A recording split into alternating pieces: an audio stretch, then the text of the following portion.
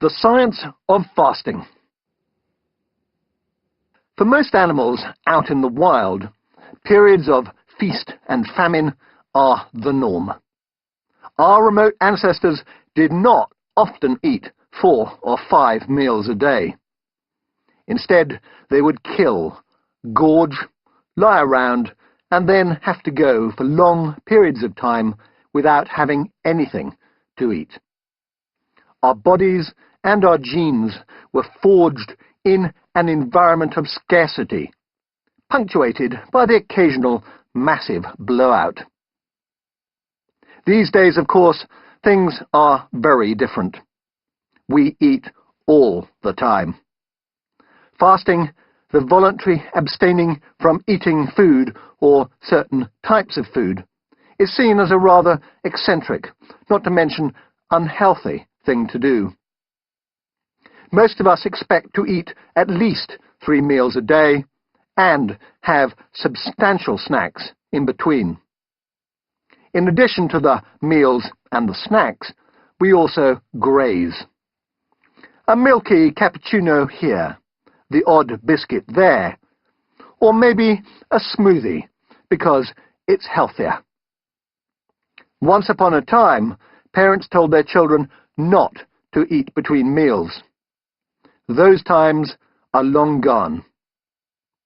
Recent research in the US, which compared the eating habits of 28,000 children and 36,000 adults over the last 30 years, found that the amount of time spent between what the researchers coyly described as eating occasions has fallen by an average of an hour.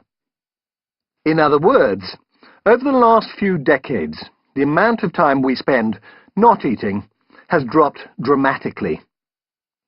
In the 1970s, people like my mother would go around 4.5 hours between meals. Now it's down to 3.5 hours for adults and 3 hours for children. And that doesn't include all the drinks and nibbles.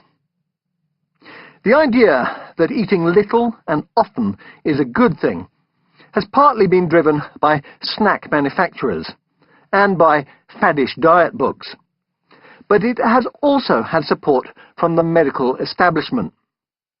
Their argument is it is better to eat lots of small meals because that way we are less likely to get hungry and gorge on high-fat junk.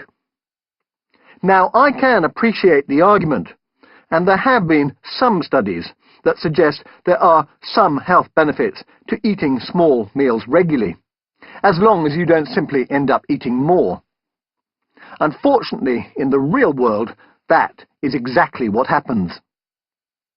In the study I quoted above, they found that, compared to 30 years ago, we not only eat around 180 calories a day more in snacks, much of it in the form of milky and fizzy drinks and smoothies, but we also eat more when it comes to our regular meals, up by an average of 120 calories a day. In other words, snacking doesn't seem to mean we eat less at meal times. It just whets the appetite. Eating throughout the day is now so normal, so much the expected thing to do, that it is almost shocking to suggest there is value in doing the absolute opposite. When I first started fasting, I discovered some unexpected things about myself, my attitudes to food, and about my beliefs. I discovered I often eat when I don't need to. I do it because the food is there, because I'm afraid I will get hungry later, or simply from habit. I assumed that when you get hungry, it builds and builds until it becomes intolerable, and you bury your face in a vat of ice cream.